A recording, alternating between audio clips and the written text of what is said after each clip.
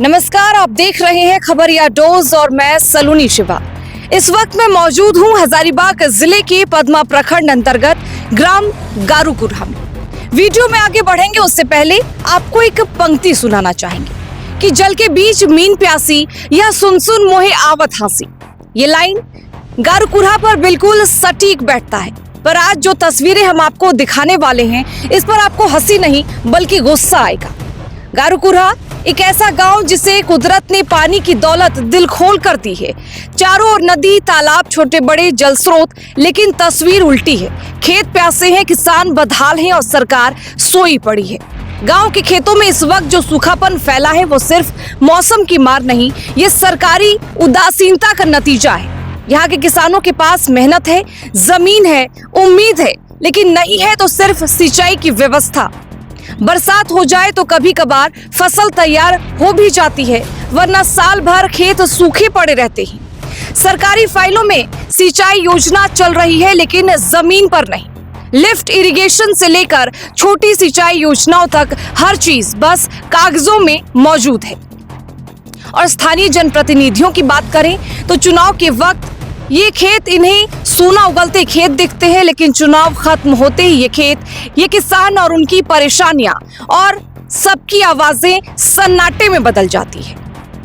गारूकुरहा एक ऐसा गांव जिसे कुदरत ने पानी से नवाजा है। चारों ओर नदी, तालाब, छोटे बड़े जल स्रोत, लेकिन विडंबना देखिए, पानी से घिरे इस गांव के खेत प्यासे हैं, किसान बदहाल है और सरकार तो जैसे नींद में सोई हुई है। जी हाँ, गारूकुरहा जहां कुदरत ने पानी की बरकत तो खूब दी, लेकिन व्यवस्था ने उस पानी को बेकार, बेबस और बिना इस्तेमाल छोड़ दिया।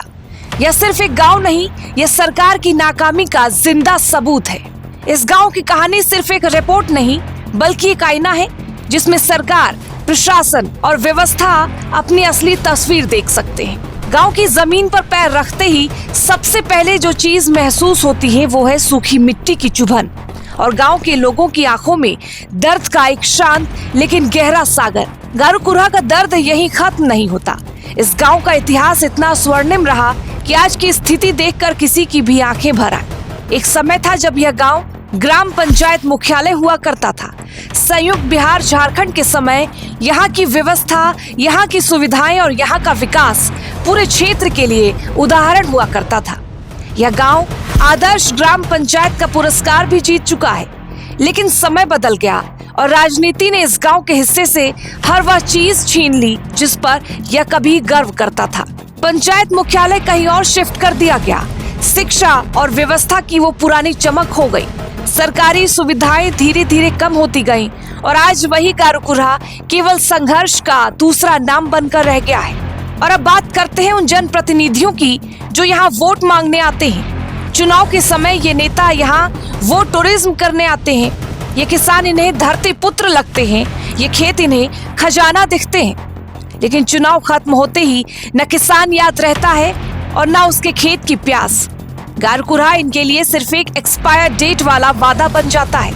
4 साल कोई झांकने नहीं आता और फिर 5वें साल वही झूठे आंसू, वही खोखले वादे।